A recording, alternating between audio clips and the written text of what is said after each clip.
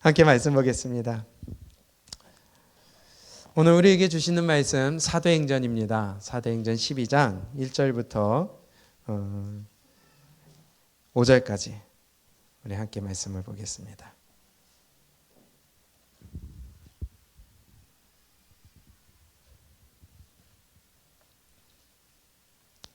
사도행전 12장 1절부터 5절입니다. 시작.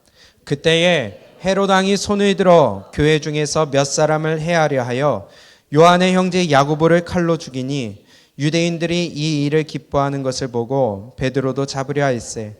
때는 무교절 기간이라 잡음에 옥에 가두어 군인 내식인 네 패에게 맡겨 지키고 유월절 후에 백성 앞에 끌어내고자 하더라. 이에 베드로는 옥에 갇혔고 교회는 그를 위하여 간절히 하나님께 기도하더라. 아멘. 오늘은 12장 전체를 한번 이렇게 나눴으면 좋겠습니다. 전체를 읽어야 되겠지만은 너무 기니까 5절까지만 읽었는데요. 교회는요, 역사 속에서 박해 속에 살아왔습니다. 끊임없는 핍박이 있었고 끊임없이 죽음이 있었고요. 그 믿음 때문에 끊임없이 피를 흘렸고 항상 핍박과 박해 속에 우리 교회가 살아왔습니다. 특히나 초대교회는 커다란 박해가 있었어요. 시작부터 핍박이 있었습니다. 극심한 핍박이 있었어요. 누구한테 그랬느냐? 오실 메시아를 기다린다고 하는 하나님의 백성이라고 하는 자들에게 의해서 먼저 핍박을 받았습니다. 예수님을 메시아로 인정하지 않는 그들, 그러면서 하나님을 믿는다고 하는 그들, 메시아를 기다린다고 하는 그들, 그런데 예수님을 믿는다고 하는 자들을 핍박하고 박해하고 죽이고 그들은 하나님을 섬긴다고 했어요. 이런 것처럼 교회는 고난 속에서 성장해 왔습니다. 믿음도 마찬가지예요. 우리 개인의 믿음도 마찬가지입니다. 개인의 믿음도 고난이 없으면 성장하기가 어려운 것 같아요. 고난 가운데서, 내 어려운 가운데서, 우리의 마음이 무너지는 가운데서도 예수님을 붙들고 말씀을 붙들고 내 믿음을 지키기 위해 순종하며 희생하며 눈물로써 나아갈 때에 그 믿음은 성장을 하지, 거기에서 고꾸라지고 넘어지게 되면은 성장하기가 어려워지게 되는 것입니다. 어린아이가 걸음마를 배울 때에 자꾸만 넘어져요. 그것 때문에 맨날 안고 다니면 아이의 다리에는 힘이 생기질 않습니다. 아이가 넘어지고 때로는 깨지고 때로는 피가 나더라도 자기 스스로 일어나고 짚고 일어나고 자기 혼자 일어나면서 한 걸음 한 걸음 걸어 나아갈 때에 아이는 혼자 서고 혼자 달리고 혼자 모든 일을 할 수 있는 힘을 기르게 되는 것입니다. 그렇게 할 때에 어려움이 있을 때에 주님을 붙들려고 하면 하나님이 더 큰 은혜를 부어주실 줄로 믿습니다. 그 하나님의 부어주시는 은혜와 하나님이 함께 하시는 긍휼하심과 하나님이 함께 붙드신 그 손이 체험될 때에 우리는 성장할 수가 있는 거예요. 사도행전 11장까지 오면서 예수 믿는 사람들을 박해했습니다. 그 예수 믿는 사람들을 박해한 주된 세력들이 어떤 사람들이었어요? 유대인들이었어요. 한마디로 뭉뚱그려서 얘기하면은 종교 세력들이었습니다. 사내들인 공회가 끊임없이 그들을 불러서 신문을 했고요. 사도들을 채찍질해서 내보냈고요. 너 전하지 말아라. 다시 그러면 죽는다 하며 위협도 했고요. 종교인들, 사내들인 공회, 또한 유대인들, 바리새인들, 제사장들, 이러한 사람들이, 종교 세력들이 예수 믿는 사람들을 핍박해왔던 것을 우리는 잘 알고 있습니다. 그런데요, 오늘 본문 12장이 시작되면서 예수 믿는 사람들을 핍박하는 대상이, 그 핍박하는 손이 달라지게 되는 것을 우리가 확인하게 되는 거예요. 12장 1절에 보면 이렇게 시작을 합니다. 그때에 헤롯 왕이 손을 들어 교회 중에서 몇 사람을 어떻게 했어요? 해하려 하여. 누가 해한다고요? 헤롯이요. 지금 종교 세력이 그동안에 핍박을 하고 괴롭혔는데 이제는 그게 누구로 바뀌어요? 정치 세력으로 바뀌는 거예요. 정치 세력이 이제는 핍박하기 시작합니다. 죽이기 시작합니다. 거기에 희생양이 된 게 야고보였어요. 종교 세력에서 이제는 정치 세력으로 옮겨가는 거예요. 옮겨가는 게 아니라 추가가 되는 거죠, 더. 기독교의 역사는 이렇게 달려왔습니다. 헤롯, 정치 세력이에요. 정치 권력이에요. 그가 타깃으로 잡은 것은 제일 먼저 누구였습니까? 야고보였어요. 누구의 형제예요? 요한의 형제. 성경에 야고보라는 인물이 여러 명이 나와요. 그 중에 대표적으로 3명을 보게 되면은 예수님의 제자 중에 야고보가 2명 있었죠. 하나는 바로 이 요한의 형제 야고보, 세베대의 아들 야고보. 또 다른 야고보는요? 누구의 아들? 알페오의 아들 야고보가 있었어요. 그런데 마가복음 15장에서 이 알페오의 아들 야고보를 가리켜서 작은 야고보라고 기록하고 있습니다. 그래서 우리가 평상시에 구분할 때에 작은 야고보, 큰 야고보, 작은 야고보는 성경에서 알페오의 아들을 작은 야고보라고 기록했기 때문에 작은 야고보라고 하고, 세베대의 아들 요한의 형제 야고보를 오늘 이 죽임당할 야고보가 바로 큰 야고보라고 우리가 구분하기도 합니다. 이 작은 야고보는요, 요세푸스의 그 기록에, 역사가죠, 그의 기록에 의하면은 무릎이, 그는 낙타 무릎이었대요. 하도 무릎 꿇고 기도를 해가지고 무릎이 툭 튀어나올 정도로 기도하는 사람이었다고 합니다. 그리고 그가 아마 예수님의 가장 닮은 모습이었다고 그래요. 뭐 외모가 닮았는지 뭐가 닮았는지 모르겠어요. 그런데 아마 성품이 닮았는지 모르겠지만 예수님을 가장 많이 닮은 사람으로 역사는 기록하고 있다고 합니다. 알페오의 아들 야고보가 있고요. 또 세베대의 아들 야고보, 오늘 죽임당한 야고보가 있어요.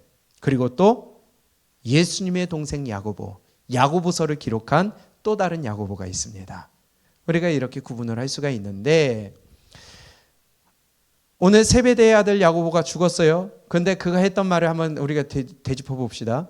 예수님이 제자들에게 천국에 대해서 말씀하실 때에 한 어머니가 달려와 가지고, 주님, 당신의 나라가 임할 때에 내 아들 둘을 좌우에 앉게 해주세요. 그게 누구였어요? 바로 이 요한과 야고보였어요. 기억하세요? 근데 예수님이 뭐라고 그러세요? 내가 마시는 잔은 네가 마실 수 있겠느냐? 예, 네가 뭔지 알고 마시겠느냐? 그러나 네가 할 것이다. 그런데 결국은 그 잔을 마시게 되는 것이 오늘 이렇게 순교당하는 모습으로 나오게 됩니다. 예수님도 죽임당하셨는데 야고보도 제자 중에 제일 먼저 순교당하는 모습이 오늘 나옵니다. 전승에 의하면 그는 참수당해 죽었다고 합니다. 예수님의 제자들은 다 순교당했죠. 예수님을 예수님의 부활을 믿지 못하고 의심했던 도마, 그는 인도에서 성전에서 밀쳐뜨려서 죽였다고 합니다. 여러분, 어떠한 죽음이 있든지 우리는 그 죽음이 두려운 것이 아니라 죽음 후가 우리에게는 더 중요한 거예요. 어찌됐든 오늘 야고보는 죽임당했어요. 정치 세력에 의해 죽임당했어요. 이 야고보가 죽임당한 후에 헤롯이 어떠한 반응을 보이느냐? 더 죽이려고 하는 거예요. 헤롯이 죽이려고 했던, 핍박하려고 했던 목적이 무엇입니까? 오늘 1절과 2절을 한번 읽어보겠습니다. 3절까지 시작. 그때에 헤롯 왕이 손을 들어 교회 중에서 몇 사람을 해하려 하여 요한의 형제 야고보를 칼로 죽이니 유대인들이 이 일을 기뻐하는 것을 보고 베드로도 잡으려 할세 때는 무교절 기간이라. 아멘. 헤롯이 왜 교회를 박해하려고 했을까요? 유대인들이 기뻐하는 걸 봤거든요. 바꿔 얘기하면 유대인들과 결탁을 했다는 거예요. 유대인들이 세력들이 있으니까 그 지역을 다스리는 헤롯으로서 그들의 지지를 받아야 되는 거예요. 그들의 환대를 받아야 되는 거예요. 그들로부터 여론이 형성이 돼야 되는 거예요. 그러니 그들이 좋아하는 게 뭘까 생각할 때에 그들이 싫어하는 게 바로 기독교인들이었거든요. 그들은 하나님을 믿고 오실 메시아를 기다린다고 하는데 갑자기 그들이 죽였던 예수가 살아났고 승천했고 그가 메시아래. 그래서 그들이 싫어하는 거예요. 그래서 그들이 싫어하는 것을 해결해 주면은 기뻐하고 지지를 얻게 되는 겁니다. 그래서 그러한 정치적인 목적으로 죽음을 이용하는 겁니다. 야고보를 죽인 거예요. 한번 딱 죽이니까 반응이 너무 좋아. 지지도가 올라가요. 여론이 좋아져. 그러니 그들의 수장 베드로까지 잡아들인 겁니다. 이해가 되세요? 악한 자들은요, 죽음을 이용을 해요. 지난 한 주간도 돌아보세요. 악한 자들은 죽음을 이용을 합니다. 여러분, 우리 분별하시기를 바랍니다. 악한 자들은 죽음을 이용해요. 헤롯은 죽음을 이용을 했어요. 정치적인 목적으로 이용을 했어요. 사람의 죽음을 자신의 정치적인 목적에 갖다 끌어들이는 거예요. 분별하시고 우리가 하나님을 바라보시기를 바랍니다. 네로도요, 기독교를 심각하게 박해를 했잖아요. 기독교인들을 죽이고 나무에 매달아 그들을 기름으로 태우면서 길을 밝히는 가로등으로 썼단 말이에요. 사람 시체를. 그런데 왜 그랬어요? 로마의 화재가 일어났는데 그 화재의 원인을 기독교인들한테 돌렸단 말이에요. 내가 져야 될 책임을 정치적인 목적으로 나에게 돌아오는 화살을 기독교인들에게 돌리면서 기독교인들을 박해하기 시작했다는 겁니다. 이것이 악한 자들의 습성이에요. 지금도 동일하게 일어나고 있습니다. 이것이 세상이에요. 기독교인들을 이렇게 죽이며 핍박을 하니까 사람들이 환호를 해요. 기뻐해요. 같이 거기에 동참을 해요. 어리석은 자 되지 않기를 축복합니다. 기독교는, 교회는 이렇게 살아왔어요. 이겨왔어요. 성장해 왔어요. 지금도 동일하다는 겁니다. 세상은 끊임없이 차별하지 말라 하며 차별금지법을 만들려고 하고 동성애자들에 대하여 지지를 하려고 하지만 하나님의 법은 아니라는 거예요. 그런데 그 아니라는 거에 외치니까 세상은 핍박하기 시작하는 겁니다. 니네는 왜 그러느냐? 그리고 죽이는 거예요. 이게 역사 속에 동일하게 반복이 됩니다. 그러나 우리는 믿음을 지키시기를 축복합니다. 거기에 무너지지 않기를 축복합니다. 이게 교회의 역사요, 기독교의 역사였어요. 옳은 믿음의 길을 가게 되면 반드시 세상은 싫어하고 죽인다는 거예요. 그런데 오늘 누가 그랬다고요? 누가요?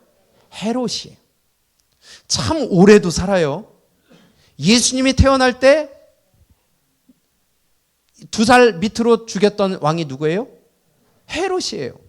근데 지금 수십 년이 지났는데 또 헤롯이야. 오래도 살아요. 근데 그 헤롯이 아니라는 말이에요. 요셉이 왕이었을 때에 바로였어요. 그리고 모세도 바로였어요. 그 이후에 솔로몬 때도 바로가 있었어요. 뭐예요? 애굽 왕을 바로라고 하는 겁니다. 파라오. 기억하세요? 예. 에티오피아 내시의 여왕 간다게. 간다게도 이름이 아니에요. 왕을 호칭하는 표현이 간다게예요. 이해되세요? 그런 것처럼 오늘도 이 헤롯은 이름인데 헤롯 왕가가 바뀌었는데 헤롯이라는 이름으로 표현이 됐다는 것입니다. 예를 들면은 예수님이 태어났을 때에 2살 이후로 다 죽였던 그 왕은 헤롯 대왕이라고 합니다. 헤롯 왕가의 시작이나 마찬가지예요. 그런데 그의 아들 중에 또 다른 헤롯이 오늘 헤롯인데요. 헷갈리시잖아요. 자, 제가 준비했습니다. 화면을 한번 볼까요? 헤롯 대왕이 있습니다. 마태복음 2장에 2살 이후 밑에 아이들을 다 죽였어요. 그것은 헤롯 대왕이에요. 헤롯 대왕의 밑에 여러 아들들이 있었을 거 아니에요. 그 중에 하나가 띄워주세요. 헤롯 안티파스도 있고요. 헤롯 빌립 1세도 있고요. 헤롯 대왕이 있어요. 마태복음 2장 20절. 예수님 탄생 때 나타났던 그 왕이 헤롯 대왕이에요. 그 다음에 여러 왕이 있는데 아들 중에 이런 아들 이름들이 있어. 다 여러 아들이 있는데 성경에 나타나는 사람들을 보게 되면 헤롯 빌립 1세가 있고요. 헤롯 안티파스가 있습니다. 헤롯 아리스토블루스가 있어요. 아리토스 블루스, 이거 역사에 있는 이름이니까 헤롯 아리토스 블루스가 있는데 헤롯 빌립 1세의 아내가 헤로디아예요. 누군지 아시죠? 예, 이 아내가 헤롯 빌립 1세를 버리고 누구에게 갔어요? 헤롯 안티파스에게 갔어요. 헤롯 안티파스에서 가니까 마가복음 6장에서 세례 요한이 야, 너 그거 잘못됐다. 왜 동생의 아내를 취하여 네 아내를 삼느냐 해가지고 했던 게 바로 헤롯 안티파스입니다. 이해가 되세요? 근데 성경에는 그냥 헤롯이라고만 나와요. 그리고 또 이 헤롯 안티파스가 무슨 일을 했느냐? 마가복음 6장을 보세요. 전에 헤롯이 자기 동생 빌립, 아내 헤로디아, 그게 바로 헤롯 빌립 1세예요. 자, 장가 등고로 이 여자를 위하여 사람을 보내어 요한을 옥에 가두었으니 이게 헤롯 안티파스의 사건이었고요. 그 다음에 또 헤롯 안티파스가 누가복음 23장에 예수님을 신문했던 헤롯이 바로 이 헤롯 안티파스입니다. 이해가 되세요? 네. 그 다음에 보게 되면은 헤롯 아리스토블루스의 아들 중에 헤롯 아그리파 1세가 있는데요. 헤롯 아그리파 1세가 어떤 사람이냐? 바로 오늘 본문에 나오는 사람이 헤롯 아그리파 1세입니다. 아그리파가 또 어디에 나오죠? 바울을 신문할 때 아그리파가 나오죠. 그 아그리파는 헤롯 아그리파 1세의 아들 헤롯 아그리파 2세입니다. 근데 성경에서는 다 헤롯이라고만 나오는 거예요. 그런데 헤롯 아그리파 1세, 오늘 야고보의 순교가 이 아그리파 1세였고요. 베드로를 잡아들였던 것이 바로 아그리파 1세인데 이 아그리파 1세의 그 형제 헤로디아가 바로 빌립 1세의 아내였던 거예요. 복잡한 집안이에요. 그리고 헤롯 대왕의 아들 중에 헤롯 빌립 2세가 있습니다. 그 빌립 2세가 헤로디아의 딸 누구예요? 살로메. 왕 앞에서 춤췄다가 세례 요한의 목을 가져왔던 그 살로메가 바로 헤로디아의 딸이에요. 이해가 되세요? 그 다음에 그 헤롯 아그리파 1세의 아들 헤롯 아그리파 2세가 바로 사도행전 26장에 바울을 재판했던 그 왕이 헤롯 아그리파 2세입니다. 거기에는 아그리파로 나오죠. 기억하세요? 예. 이런 것을 보게 되면은 성경을 조금 더 우리가 입체적으로 볼 수가 있고 이해하는 데 좀 편리하실 수 있습니다. 이것은 나중에 여러분들이 필요하면은 저 유튜브에 보시면 다시 한번 이 화면 나올 거니까 한번 그때 확인해 보시고, 자, 이렇게 가계도를 한번 이렇게 정리하고 넘어가 보도록 하겠습니다. 헤롯 대왕이 있어요. 헤롯 대왕의 아들 중에 헤롯 안티파스가 있어요. 그것이 바로 복음서에 나왔던 헤롯은 헤롯 대왕과 헤롯 안티파스, 그리고 사도행전에 나오는 헤롯은 헤롯 아그리파 1세, 헤롯 아그리파 2세. 이렇게 우리가 정리하면 되겠습니다. 자, 한번 나중에 개인적으로 확인해 보시고, 그러면 오늘 야고보를 죽이고 베드로를 잡아들였는데 정치적인 목적으로 이제 죽이기 위해 잡아들였어요. 야고보가 순교하고 베드로가 투옥이 됩니다. 베드로도 이제 죽을 위기가 됐어요. 유대인들의 환심을 사야 되니까 베드로도 죽여야 되는 거예요. 그렇죠? 그런데 유대인들의 환심을 사야 되기 때문에 유대인들의 관습 중에는 유월절, 유교절 기간에는 사형을 집행하지 않는 거예요. 그러니까 그들의 환심을 사기 위해 베드로를 잠깐 머물러 뒀던 겁니다. 그러는 사건이 오늘 본문에 나온 거예요. 베드로 자신은 죽기를 기다리고 있었던 거예요. 그러면서 베드로가 이제 며칠 있으면 죽게 될 위기에 처했는데 그때 베드로의 모습을 보세요. 어느 정도로 베드로를 반드시 죽이려고 했던 헤롯의 그 의지가 보이는지. 그러니까 이 헤롯 집안은요, 사람 죽이는데 이력이 난 사람들이에요. 헤롯 대왕은 2살 이하의 모든 남자아이들을 싹 다 죽여버렸죠. 헤롯 안티파스는 세례 요한을 죽여버렸죠. 그의 밑에 헤롯 아그리파 1세는 야고보를 죽였죠. 그리고 베드로를 죽이려고 하죠. 그러니까요, 이 집안에 내력이 있는 것 같아요. 악한 자들입니다. 악한 자들. 그런데 오늘 사도행전 12장 4절을 보십시오. 베드로를 잡아왔어요. 그리고 가둬뒀어요. 잡음에 옥에 가두어 군인 몇 명씩이요? 4씩인 몇 패에게? 그러니까 4인 4조로 돌아가면서 지키게 만든 거예요. 그것만 안 해요. 잡음에 옥에 가도 군인 내식인 네페에게 맡겨 지키고 유월절 후에 백성 앞에 끌어내고자 하더라. 이에 베드로는 옥에 갇혔고 교회는 그를 위하여 간절히 하나님께 기도하는데 헤롯이 잡아내려고 하는 그 전날 밤에 이제 내일이면 죽는 거예요. 베드로가. 그때요. 베드로의 모습을 보세요. 6절 시작. 헤롯이 잡아내려고 하는 그 전날 밤에 베드로가 두 군인 틈에서 두세 사슬에 매여 누워 자는데 파수꾼들이 문 밖에서 옥을 지키더니 베드로의 모습을 보세요. 4인 4조로서 4인 1조로서 매번 돌아가면서 지키고 있어요. 그러면서 잘 때는 어떻게 자고 있어요? 두 명이 옆에서 묶고 자고 있어요. 자기 손에 하나, 간수 손에 하나. 이쪽 손도 자기 손에 하나, 간수 손에 하나. 이러고 묶이고 자고 있는 거예요. 대자로. 도망갈까 봐. 그러면 너 반드시 죽일 거야. 헤롯이 이만큼 죽일 의지가 강했다는 겁니다. 도망갈 수 있는 상황이에요? 탈옥할 수 있는 상황이에요? 죽기만을 기다려야 되는 상황이에요. 그리고 내일이에요. 그런데 베드로의 모습은 어때요? 숙면을 취하고 계세요. 숙면을 취해요. 예수님이 돌아가실 때도 자더니 아주 잠에는 이력이 났어요. 그런데요, 이게 무엇이냐? 우리의 모습이 이렇게 될 수 있기를 바랍니다. 보면요, 내일 죽지만은 베드로는요, 내 모든 것을 주님께 다 맡겨놓는 거예요. 맡겨놓으면 우리의 마음에 평화가 찾아올 수밖에 없을 것입니다. 아무리 심한 고민과 고통과 괴로움이 있더라도 모든 것을 하나님께 맡기고 하나님의 뜻에 우리가 따라가기를 순종한다면 내 마음은 편해질 수 있을 거예요. 말은 쉽게 하는데 저라도 쉽지 않을 것 같아요. 그러나 베드로가 우리에게 그런 모습을 보여주는 거라고 봅니다. 우리 하나님 앞에 내어 맡기길 바랍니다. 숙면을 취하시기를 축복합니다. 그런데요, 이러한 상황 가운데 천사가 찾아옵니다. 바울이 빌립보 감옥에 갇혀 있었죠. 사도행전 16장에 바울과 실라가 바울에 갇혀 있을 때에 그들이 뭐 했어요? 찬양했어요. 기도했어요. 그때도 옥문이 열리고 풀려났어요.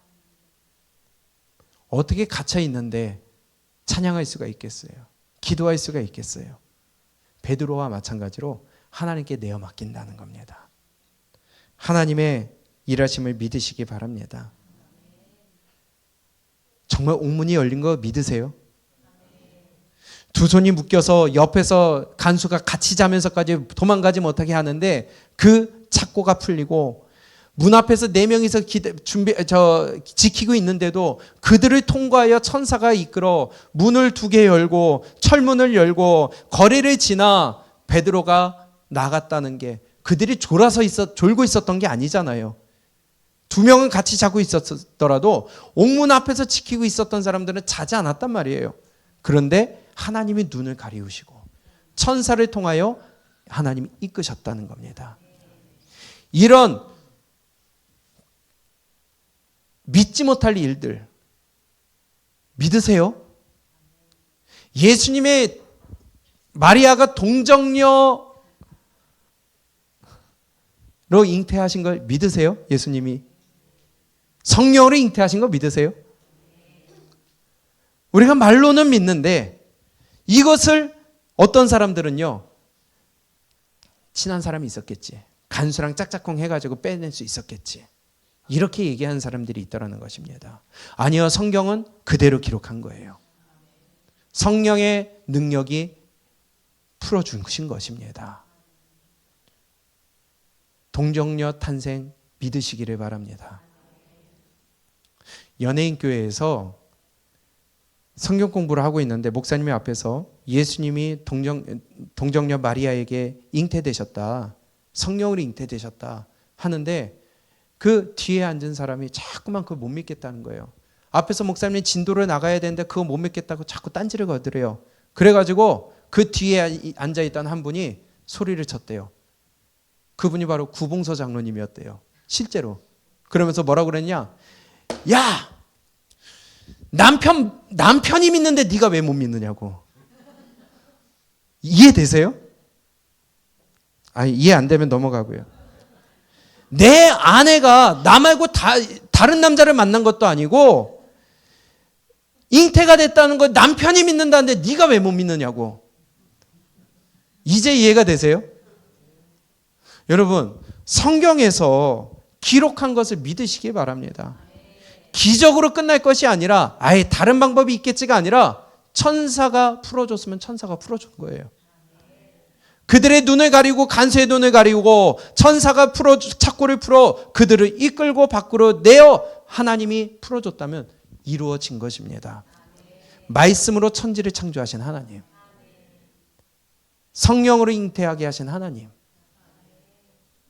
성령의 천사의 인도함을 통하여 풀려났던 베드로, 모두 다 사실이라는 거예요. 성경을 그대로 믿으시기를 축복합니다. 마리아의 아내랜다. 마리아의 남편 요셉보다도 못한 믿음이 되면 안 돼요. 당사자도 믿는데. 화가 나려면 당사자가 화가 나야 되는데. 우리 성경을 믿고요. 하나님의 말씀을 믿고요. 성경 그대로 우리 가운데 순종할 수 있기를 축복합니다. 그런데요, 이러한 일이 있기 전에 기초적인 그 뒤에서 이루어졌던 일이 있었던 거예요. 베드로를 이끌어 천사가 데리고 나갑니다. 얼마나 숙면을 취했으면은 베드로한테 가서 툭툭 칩니다. 성경에 보세요. 옆구리를 쳐서 깨웠대요. 야, 일어나. 나가야지. 얼마나 잘 잤으면 거기서 쳐가지고 깨울 정도였어요. 우리 하나님께 모든 것을 내어 맡기기를 축복합니다. 그런데요, 천사가 그 착고를 풀어내줬던 그 베드로 사건이 있기 전에 무엇이 있었느냐? 5절을 우리 함께 읽어보겠습니다. 시작. 이에 베드로는 옥에 갇혔고 교회는 그를 위하여 간절히 하나님께 기도하더라. 아멘. 베드로가 천사에 의해 기적적으로 풀려나게 된 배경에는 뭐가 있었어요? 누구의 기도요? 교회의 기도가 있었어요. 성도들의 중보 기도가 있었어요. 우리가 지체들을 위하여 함께 기도해야 될 이유가 여기 있습니다. 우리가 함께 마음을 모아 하나님 앞에 기도해야 될 이유는 여기에 있습니다. 중보의 기도는 놀랍습니다. 의인의 기도는 역사하는 힘이 크다고 그랬어요. 이에 베드로는 옥에 갇혔고 교회는 그를 위하여 간절히 하나님께 기도하더라. 우리가 서로와 서로를 위하여 기도할 수 있는 교회가 되시기를 축복합니다. 이제 내일부터 당장 이제 셀이 구성이 됐어요. 그러면 이제 셀 안에서 뭐 해야 돼요? 먹고 마시고 놀고, 그렇죠? 가 아니라 셀 안에서 서로 기도하시기 바랍니다. 아픈 자가 있으세요? 손을 얹고 기도해 주세요. 상처받은 자가 있으세요? 서로 손을 얹고 기도해 주시고 위로해 주세요. 찾아가 주세요. 필요를 채워 주세요. 이것이 바로 셀 안에서 해야 될 일들입니다. 서로의 기도 제목을 나누고 그의 기도 제목을 위하여 함께 중보하고, 어려운 셀원이 있다면 그를 위하여 함께 우리가 정성을 다하고 마음을 다하여 내 일이라 생각하고 함께 기도하고. 아멘. 우리 은정집 누구예요? 자꾸 은정이라는 이름 때문에 유은정 씨를 위하여서 함께 중보해 주시기 바랍니다. 순수한 집사님 어머니 위해서 기도해 주시기 바랍니다. 왜? 중보의 힘은 크다는 거예요. 우리가 함께 한 마음으로 한 믿음으로 기도할 때에 하나님은 역사하실 거라는 거예요. 야고보서 5장에서 이렇게 말씀합니다. 너희 중에 고난당하는 자가 있느냐? 그는 기도할 것이요. 즐거워하는 자가 있느냐? 그는 찬송할지니라. 너희 중에 병든 자가 있느냐? 그는 교회의 장로들을 청할 것이요. 그들은 주의 이름으로 기름을 바르며 그를 위하여 기도할지니라. 믿음의 기도는 병든 자를 구원하리니 주께서 그를 일으키시리라. 혹시 죄를 범하였을지라도 사하심을 받으리라. 그러므로 너희 죄를 서로 고백하며 병이 낫기를 위하여 서로 기도하라. 의인의 간구는 역사하는 힘이 큼이니라. 믿고 기도하시기 바랍니다. 이루어질 줄 믿고 기도하시기 바랍니다. 의인이 되셔서 의인의 기도가 역사하는 힘이 크다고 그랬으니까 우리 이미 예수 그리스도를 나의 구주로 모셔드린 자는 의인으로 인쳐주셨잖아요. 우리 기도의 능력을 발휘하시기 바랍니다. 그 기도의 능력을 돋보기로 초점을 맞추듯이 한 곳으로 맞추시기를 바랍니다. 유은정 씨를 위해 기도해 주시고요. 순서라 집사님 어머니 위해 기도해 주시고요. 우리 지체들을 위해 기도해 주시고요. 우리 세런들을 위해 함께 기도해 주시고요. 저를 위해 기도해 주시고요. 나라를 위해 함께 기도하시고요. 우리가 함께 마음을 모아 기도할 때에 그 기도는 역사하는 힘이 클 줄로 믿습니다. 그 기도가 베드로를 살렸다는 거예요. 그들의 기도가 베드로의 발을 밖으로 인도했다는 겁니다. 모이면 기도하시기 바랍니다. 모이면 찬양하시기 바랍니다. 모이면 하나님을 높여드리시기 바랍니다. 모이면 마음을 모아 약한 자를 위하여, 낙심한 자를 위하여, 믿음이 없는 자를 위하여, 우리가 함께 하나 된 자들을 위하여 함께 중보하고 함께 주님 앞에 설 수 있도록 기도하시기 바랍니다. 셀 모임은요, 교제가 목적이 아니에요. 셀 모임은요, 내가 무엇인가 즐기기 위함이 아니에요. 그 교제라는 것은, 교제가 있어야 되는데 그 교제라는 것은 믿음의 교제를 얘기하는 것입니다. 먹고 마시기 위한 교제가 아니에요. 즐기기 위한 교제가 아니에요. 영혼을 살리기 위한 영적 교류와 교제가 있어야 된다는 것입니다. 이러한 모든 중보와 기도와 또한 도움과 희생과 섬김이 우리 셀 안에서 이루어지기를 축복합니다. 기도한 대로 베드로가 풀려났어요. 그리고 그들 앞으로 베드로가 달려왔습니다. 그런데요, 정말 놀라운 해프닝이 일어나요. 잘 알고 계시죠? 기도했는데 기도한 걸 믿질 않아. 응답이 됐는데 응답된 걸 믿지를 않아요. 이 놀라운 기적을 또 한 번 우리가 확인하게 되는 거예요. 자, 다시 한번 볼게요. 12장 12절입니다. 시작. 깨닫고 마가라 하는 요한의 어머니 마리아의 집에 가니 여러 사람이 거기 모여 기도하고 있더라. 베드로가 대문을 두드린데 로데라 하는 여자아이가 영접하러 나왔다가 베드로의 음성인 줄 알고 기뻐하여 문을 미처 열지 못하고 달려 들어가 말하되 베드로가 대문 밖에 섰더라 하니 그들이 말하되 내가 미쳤다 하나 여자아이는 힘써 말하되 참말이라 하니 그들이 말하되 그러면 그의 천사라 하더라. 지금 베드로가 와가지고 문을 두들겼어요. 그래서 그 문을 두들기니까 이 아이가 나와서 열어서 봤더니 베드로인 거예요. 그래서 문을 다 열어주지 못하고 들어가서 베드로가 왔어요. 우리 기도가 응답돼서 왔어요 하니까는 네가 미쳤다. 아니에요, 진짜예요. 그러니까 베드로의 뭐다? 천사다. 안 믿는다는 거예요. 내가 기도해놓고 믿질 않아. 유명한 일화 아시죠? 어떤 목사님이 기도했대요. 밑에 노래방이 있어가지고 하나님 저 노래방이 너무 시끄러워서 우리 교회가 제대로 제 예배를 못 드려요. 하나님 저 노래방 망하게 해주세요. 망하게 해주세요. 맨날 기도해서 진짜 망했다는 거예요. 아시죠? 그래서 그 노래방 주인이 그걸 알고서 고소를 했네. 법정에 가서 이 노래방 주인이 아니 저 교회 목사가 기도해가지고 우리가 망했다. 고소를 했더니 이 목사님이 뭐라고 거기서 변론을 해요? 기도한다고 망합니까? 꽝꽝꽝. 판사가 결론을 냈어요. 노래방 주인이 목사보다 믿음이 좋다. 자기가 기도해놓고 이루어졌는데 믿질 않아. 똑같은 거 아니에요? 하나님 베드로가 갇혔습니다. 5절 보세요. 베드로는 옥에 갇혔고 교회는 그를 위하여 간절히 기도하더라. 하나님 베드로 우리 사도가 갇혔어요. 붙잡혔어요. 내일이면 죽어요. 기도하고 있는데 베드로가 와서 두들겨서 아이가 와서 베드로가 왔어요 하니까는 네 미쳤냐? 기도한다고 풀려나냐? 기도한 거 믿으시기를 축복합니다. 노래방 주인이 되시기를 바랍니다. 여러분, 성경은 우리에게 말씀해요. 너희가 믿고 간구한 것은 받은 줄로 믿으라. 마태복음 21장 22절에 너희가 기도할 때 무엇이든지 믿고 구하는 것은 다 받으리라 하시니라. 믿고 기도하는 것은 받은 줄 믿으래요. 기도하고 이루어졌는데 에이 설마.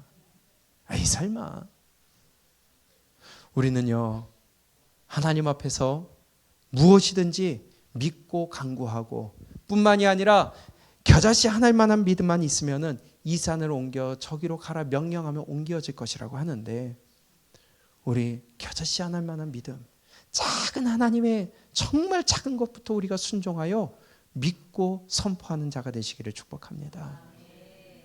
우리의 전도 대상자들을 위하여 우리가 믿고 기도하세요. 그의 영혼을 하나님이 사랑하시고 하나님이 구원하실 줄 믿고 우리가 섬기세요. 우리가 희생하고 섬기고 기도할 때에 하나님은 반드시 이루어 주실 줄로 믿습니다. 그런데요 무대뽀로 하는 것이 아니라 내 정욕으로 구할 때는 하나님이 또 들어주지 않으신다는 겁니다. 야고보서에서 뭐라고 그럽니까? 4장 2절에 너희는 욕심을 내어도 얻지 못하여 살인하며 시기하여도 능히 취하지 못함으로 다투고 싸우는도다. 너희가 얻지 못함은 구하지 아니하기 때문이요. 안 구했기 때문에 주지 않으신대요. 뿐만이 아니라 구했어도 받지 못함은 정욕으로 쓰려고 잘못 구하기 때문이라. 하나님 나 이거 필요해요. 왜냐? 하나님의 영광을 위해서예요. 그러나 안에는 흑심을 품고 있어요. 왜? 거기에 대한 욕심이 있다는 거예요. 이게 나한테 필요하다는 거예요. 나한테 더 유용하다는 거예요. 하나님 나 돈 주시면 하나님 내가 하나님 잘 섬기겠습니다. 웃기지 마. 먼저 해봐. 그러면 줄게. 그런 사람은 절대로 하나님 앞에 못 내놓습니다. 지금 있는 것도 못 내놓는데 하나님이 부어주신다고 내놓는다고요? 아니요. 헛된 소리입니다. 그거. 자기 욕심입니다. 하나님 주시면 할게요. 아니요. 있는 것부터 해봐라. 하나님의 말씀은요. 지금이에요. 지금 안 하면 나중에 못 한다는 거예요. 없을 때 못하면 있어도 못 한다는 거예요. 믿음으로 할 수 있기를 원합니다. 그러나 내 정욕과 내 욕심으로 구하는 것이 아니라 우리가 내 영혼과 정말 하나님이 영혼을 사랑하시는 그 마음으로 우리가 함께 기도할 수 있기를 원해요. 그래서 저와 여러분들을 부르신 겁니다. 영혼 살리라고. 하나님이 우리를 무조건 사랑하신 것처럼 우리도 안 믿는 그 영혼들을 사랑하여 그들을 섬기고 그들을 구원하기 위해 힘쓰라고 우리에게 본을 보여주신 거예요. 그런데요, 베드로를 위해 기도했지만 야고보를 위해서는 기도 안 했을까요? 그래서 야고보가 죽었을까요? 어땠을 것 같아요? 야고보는 기도 안 해서 죽은 거예요?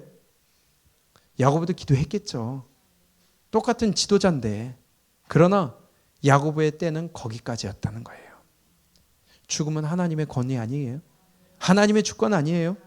그것 때문에 기도가 안 이루어졌다고 화낼 이유입니까? 아니죠. 기도는 응답될 수도 있고 안 될 수도 있어요. 그건 하나님의 주권이에요. 그러나 중요한 것은 기도 자체가 능력이라는 거예요. 기도할 때에 성령 주신다는 거예요. 기도할 때에 내 믿음이 성장한다는 거예요. 기도할 때에 하나님의 음성을 들을 수 있다는 거예요. 기도할 때에 내 믿음이 일어날 수 있다는 거예요. 그래 기도 자체가 우리에게 축복이지 응답은 우리에게 선물이요. 아멘. 그런데 내 기도한 대로 안 이루어졌다고 화내고 짜증내고 원망하며 불평한다면 그것은 뭐로 기도한 거예요? 자기 정욕으로 기도했다는 거예요. 그러니 자기 정욕으로 기도해서 자기의 정욕대로 안 되니까 화를 내고 짜증을 내는 것이죠. 그러나 자기의 정욕이 아니라 하나님의 뜻대로 기도했다면 들어주심도 감사, 들어주지 않으심도 감사. 할렐루야.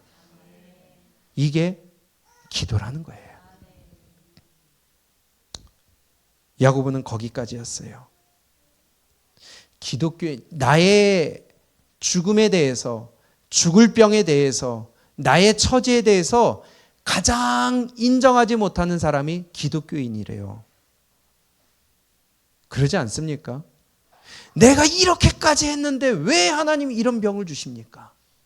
내가 교회를 이렇게까지 섬겼는데 하나님이 이렇게까지 섬겼는데 왜 이런 일을 나에게 주십니까? 내가 이렇게까지 희생을 했는데 왜 하나님이 이런 환경을 주십니까? 왜요? 자기 정욕으로 했거든요.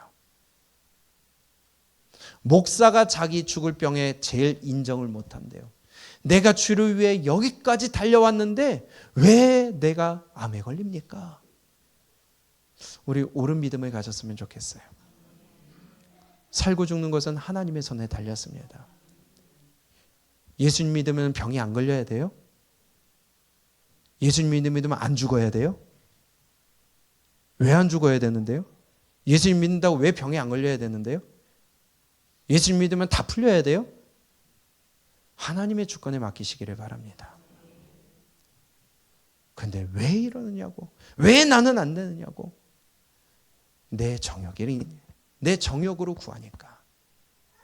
그 안에서 그 상황 가운데, 그 어려운 가운데 주님을 붙들고 주님을 의지하라는 더 큰 하나님의 뜻이 있는데 우리 믿음으로 구하는 자 되시기를 축복합니다.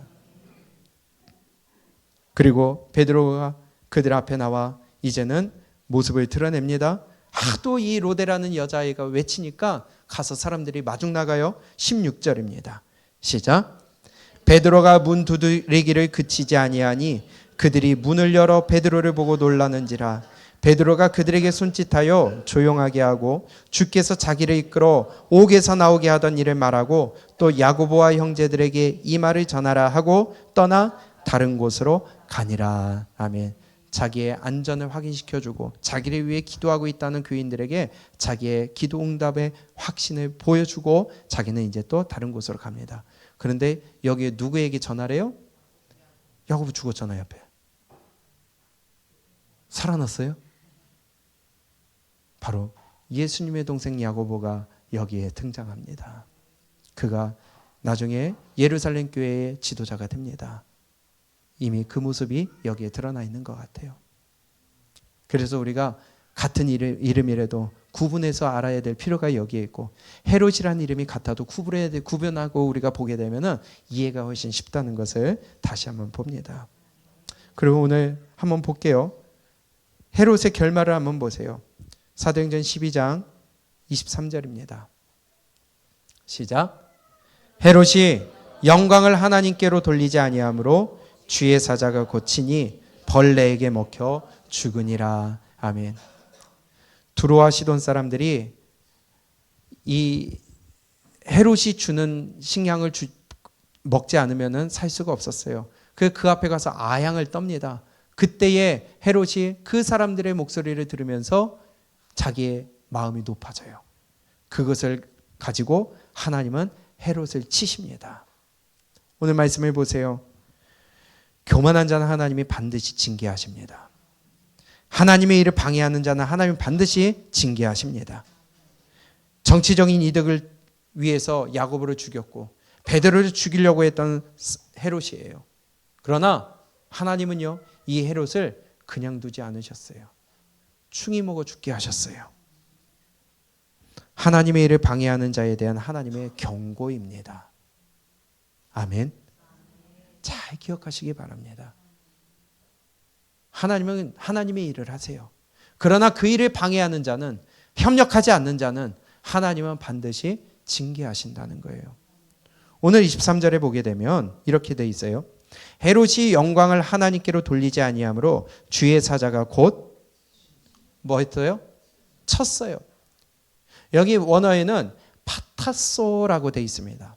이 쳤다, 파타소라는 단어가 어디에 기록되어 있냐면은 다시 한번 7절을 봅니다. 시작. 호련히 주의 사자가 나타나며 옥중에 광채가 빛나며 또 베드로의 옆구리를 쳐 깨워. 여기도 파타소예요. 똑같이 쳤어요. 베드로도 쳤고 헤롯도 쳤어요. 베드로도 파타소 했고 헤롯도 파타소 했어요. 그런데 베드로는 살았고요. 헤롯은요, 충이 먹어 죽었어요. 한마디로 뒤졌어요. 왜요? 똑같이 쳤는데. 여러분, 하나님의 능력입니다. 어떤 사람은 하나님이 똑같이 손을 대셔도 어떤 사람은 살아나지만 어떤 사람은 하나님이 손을 대셨는데 죽는 거예요. 하나님이 여러분들을 치실 때에 베드로처럼 치셨으면 좋겠습니까? 헤롯처럼 치셨으면 좋겠습니까? 물어보는 제가 바보죠. 하나님이 손대시는 건 동일해요. 그러나 하나님이 긍휼하심을 입는 손길이 되시기를 축복합니다. 쳤다는 표현은 똑같은데 베드로는 살았고요. 똑같이 쳤는데 헤롯은 죽었어요. 하나님이 하시는 일에 방해하고 하나님이 이끌어 가시는 일에 협력하지 아니하고 방해하는 자들은 하나님이 파타스 치십니다. 죽음으로 치실 거예요. 저주로 치실 거예요. 이 땅에서는 없을지 몰라도 마지막 날 주님 앞에 섰을 때는 지옥으로 치실 겁니다. 하나님의 일에 협력하는 자가 되시기를 축복합니다. 하나님의 동역자가 되시기를 축복합니다. 맞을까 봐 두려워서가 아니라 믿는 자는 마땅히 그래야 하는 것이 당연한 거예요. 그러나 헤롯을 보세요. 자기의 정치적인 이득을 위하여 핍박을 하고 교회를 핍박을 하며 사도들을 죽이려고 했지만 그의 일은 그렇게 되지 않았어요. 24절입니다. 시작. 하나님의 말씀은 흥황하여 더하더라. 아멘. 어떻게 됐어요? 하나님의 교회는요, 더 커졌어요. 복음은 힘을 얻었어요. 더 넓게 퍼져나갔습니다. 오늘 12장을 보면요, 헤롯으로 시작해서 헤롯으로 끝납니다. 헤롯의 박해로 시작해서 헤롯의 죽음으로 끝납니다. 그럼에도 교회의 상황은 어때요? 박해와 핍박 속에서도 교회는 흥황하며 더해졌다는 것입니다. 교회는요, 절대로 무너지지 않습니다. 시작하면서 말씀드렸다시피 교회는 핍박과 박해 속에서 견디고 살아왔어요. 그 안에서 성장했어요. 도리어 생명이 넘쳤고요. 더 많은 생명을 살렸고요. 더 성장했고요. 더 널리 복음을 전하는 게 되었습니다. 왜요? 복음은 진짜 생명이기 때문에. 복음은 진리이기 때문에. 끊임없이 교회를 핍박하고 그리스도인들을 죽이려고 했지만 교회는 사라지지 않았습니다. 우리 신앙생활 속에 고난이 없으면요, 그 믿음은 무기력해질 수밖에 없어요. 현실에 안주할 수밖에 없고요. 게을러질 수밖에 없고요. 상황에 타협하게 되고요.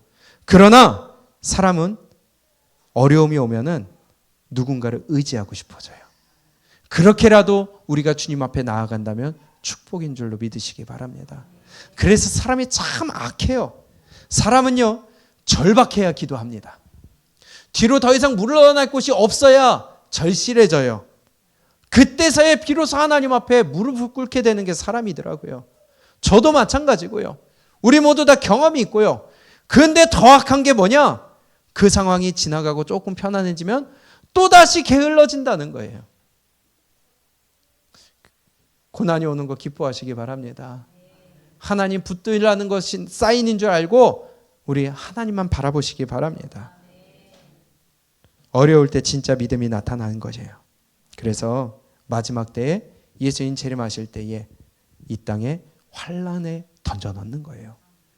너 어떤 믿음가 내가 한번 보자 할 필요가 없어요.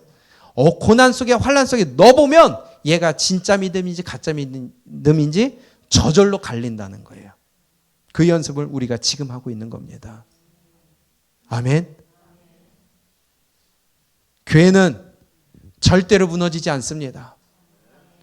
많은 건물, 교회들이 세워졌다 무너졌어요. 간판이 걸렸다가 사라져요. 그건 교회가 사라진 게 아니에요. 그러나 이 땅의 교회, 예수 믿는 사람들, 그 믿음의 흐름은 절대로 끊어지지 않는다는 거예요. 예수님 오실 때까지 이 땅의 교회는 절대로 사라지지 않습니다.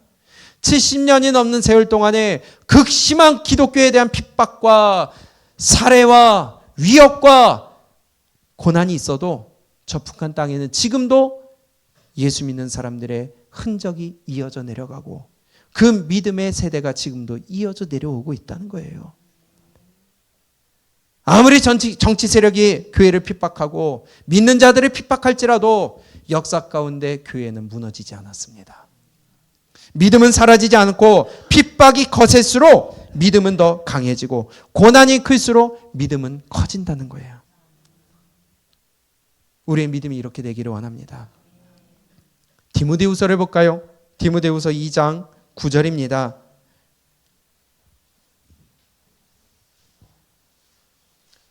여러분들이 무너지지 않는 교회가 되기를 축복합니다. 디모데후서 2장 9절 시작. 복음으로 말미암아 내가 죄인과 같이 매이는 데까지 고난을 받았으나 하나님의 말씀은 매이지 않느니라. 할렐루야. 나는 매여요. 나는 죽어요. 다른 사람은 또 쓰러지고 매이고 갇히고 핍박을 받고 피를 흘리고 죽어요. 그러나 하나님의 말씀은 매이지 않습니다. 이사야 40장 8절에 풀은 마르고 꽃은 마르나 하나님의 말씀은 영원하다고 그랬어요. 하나님의 말씀은 끊이지 않습니다. 교회는 무너지지 않습니다. 핍박은 교회를 무너뜨리지 못합니다. 사람의 생명은 끊을 수 있어도 복음은 끊어지지 않는다는 거예요. 하나님은 계속하여 제2, 제3의 바울을 만들어내시고 제3, 4, 5, 6 하나님의 다음의 전도자들을 만드시며 그 일을 위하여 저와 여러분들을 부르셨다는 거예요. 왜? 복음을 전하라고. 왜? 생명을 살리라고. 왜? 구원의 길을 열라고. 왜? 하나님의 받은 사랑을 그대로 전하라고. 이 일을 위하여 저와 여러분들을 구원하여 부르신 것이라는 거예요. 오늘 말씀을 보세요. 사도행전 11장과 사도행전 13장 바나바와 바울이 1차 전도 여행을 드디어 시작을 한 것이 사도행전 13장이에요. 11장과 12장, 13장 사이에 왜 오늘 12장이 들어갔을까요? 당연하죠. 12장이니까 11장, 13장 사이에 들어가겠죠. 그게 아니라 보세요. 11장 마지막이 뭘로 끝나요? 안디옥 교회에서 바나바와 바울이 구제금을 가지고 예루살렘으로 갑니다. 예루살렘 교회로 가요. 오늘 12장 마지막을 보세요. 어떻게 마지막을 끝납니까? 25절 시작. 바나바와 사울이 부조하는 일을 마치고 마가라 하는 요한을 데리고 예루살렘에서 돌아오니라. 그럼 어디로 돌아온 거예요? 어디에서 출발했어요? 어디에서 출발해서 예루살렘으로 왔어요? 안디옥에서 출발해서 지금 예루살렘 교회에 부조하러 왔잖아요. 그리고 그 일을 끝나고 돌아갔대요. 어디로요? 안디옥으로 돌아갔어요. 그렇죠? 그 사이에 무슨 사건이 있어요? 야고보가 죽었어요. 베드로가 갇혔다가 풀려났어요. 기도로 인하여 풀려났어요. 그 일을 바나바와 사울이 경험하지 않았겠어요? 그들의 부조를 가지고 왔다가 야고보가 죽었어요. 그리고 베드로가 갇혔다가 풀려난, 기도로 인하여 풀려났던 걸 봤어요. 아, 하나님 살아계시구나. 뿐만이 아니라 그는 돌아갈 때에 둘이서 왔으나 마가라는 요한을 데리고 셋이서 갑니다. 둘이서 왔으나 셋이서 가요. 하나님의 복음은 더 크게 흥황하고 살아날 수밖에 없어요. 무엇을 우리에게 말씀할까요? 네가 이제 13장에 선교 여행을 시작하게 될 텐데 너 고난이 있을 것이다. 이것처럼 갇히는 일이 있을 것이다. 죽는 일이 있을 것이다. 그러나 너 기도해라. 하나님 메시지 심어주시는 거예요. 저와 여러분들을 부르신 이유가 있어요. 오늘 이 말씀을 주시는 이유가 있어요. 복음을 전하며 우리에게 고난이 있어요. 그러나 너 기도해라. 기도로 준비해라. 성령님 붙들어라. 말씀에 매여 있어라. 사람은 죽을지 몰라도 말씀은 매이지 않는다. 어떤 어려움 속에서도 하나님의 계획은 반드시 이루어집니다. 하나님의 작정하신 일은 다 이루어집니다. 하나님의 말씀 더 흥황하고 부흥하게 됩니다. 아무리 정치 세력이 맞고 종교 세력이 맞고 아무리 세상 세력들이 복음을 막는다 할지라도 핍박한다 할지라도 교회는 절대로 무너지지 않아요. 도리어 복음은 흥황하고 더 성장할 것입니다. 우리가 이런 믿음이 되시기를 축복합니다. 하나님의 일은요, 핍박으로 막을 수가 없습니다. 핍박과 박해로 수많은 죽음이 있을지언정 하나님의 일은 절대로 막을 수 없다는 거예요. 그래서 우리가 십자가의 길을 걸어갈 때에 하나님은 우리와 함께 하시고 그 길 가운데 고난이 있을지라도 나에게 강건한 믿음과 우리의 영혼을 함께 하실 줄로 믿습니다. 사단은 끊임없이 교회를 무너뜨리려고 해요. 그러나 교회는 절대로 무너지지 않습니다. 건물은 사라질 수 있어요. 간판은 사라질 수 있어요. 그러나 복음은 절대로 막을 수가 없어요. 300년 가까이 되는 그 긴 세월 동안에 카타콤 땅 밑에서 굴을 파며 지냈던 그 기독교인들, 그러나 그들은 그곳에서도 믿음을 지켜냈고 70년이 넘는 세월 동안에 지금도 북한에서는 믿음의 대가 이어져 내려오고 있고요. 지금 이 땅에도 복음이 끊이지 않고 전해지고 있으며 핍박하고 죽이는 가운데서도 저 이슬람권에서도 복음은 전파되고 있다는 것이에요. 교회는 절대 무너지지 않습니다. 하나님은 반드시 승리하십니다. 하나님은 자기의 일을 반드시 이루어 가십니다. 그러나 그 일에 우리가 함께 동참하시기를 축복합니다. 그 일을 위하여 저희 여러분들을 부르신 거예요. 기도로 준비하고 훈련받아서 복음을 위해 쓰임받는 놀라운 주인공들, 축복자들, 협력자들, 동력자들이 되시기를 주님의 이름으로 부탁해 드립니다. 우리가 함께 그 길을 가기 원합니다. 아니, 난 못해가 아니라 하나님 부르시면 가겠습니다. 가라 하시면 가겠습니다. 죽으라 하면 죽겠습니다. 그러나 나는 쓰임받은 것으로 만족하고 감사하겠습니다. 우리 복음은 지지 않아요. 사람이 볼 때는 무너지는 것 같고 죽는 것 같아요. 그러나 복음은 절대로 매이지 않습니다. 사라지지 않습니다. 왜냐? 하나님이 주인이시거든요. 우리 이 일에 함께 동참했으면 좋겠어요. 반드시 쉽지만은 않아요. 어려워요. 그래서 십자가의 길이래요. 순교자의 삶이래요. 그러나 우리는 마땅히 이 일을 위하여 부름받았기 때문에 이 일에 우리가 끝까지 임무완수하고 마지막 주님 앞에 서는 그날 우리가 함께 만나봤으면 좋겠습니다. 오늘 이 시간 함께 찬양하고 기도할게요. 십자가의 길, 순교자의 삶. 하나님, 이 길을 걸어갑니다. 그러나 내가 이 길 가운데 주님 올바로 만나고 내가 주님만을 붙들며 하나님 앞에서 내가 뒤돌아서지 않게 하여 주시옵소서.